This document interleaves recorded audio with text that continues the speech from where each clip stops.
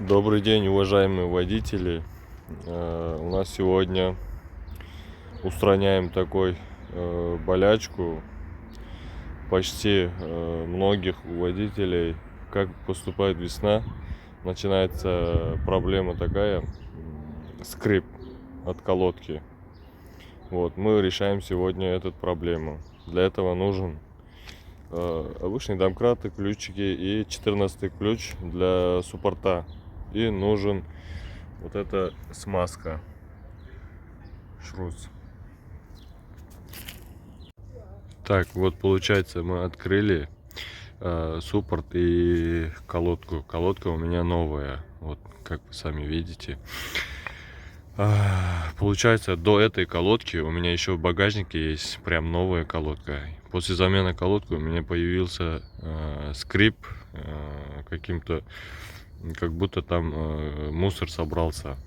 Вот, я поменял колодку еще раз. Получается, в течение 10 дней поменял на эту. И это тоже начал скрипеть.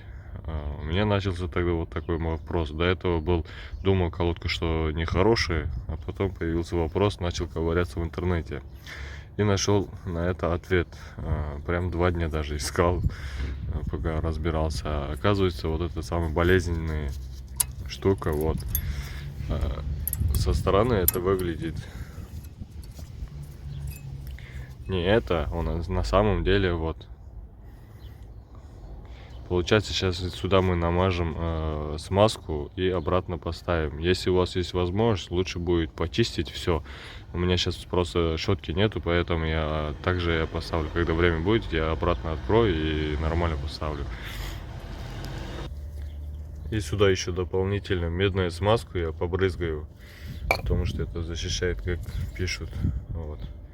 Ну, чуть по чуть-чуть. И обратно ставим на место. Так как я снимаю и с одной рукой поставить все что-то не получается, поэтому я так, это все быстро решается. Вот видите сами, открыли, все делали. На самом деле до этого у меня поменяли мастера, но у них не получилось, все равно скрип не ушло.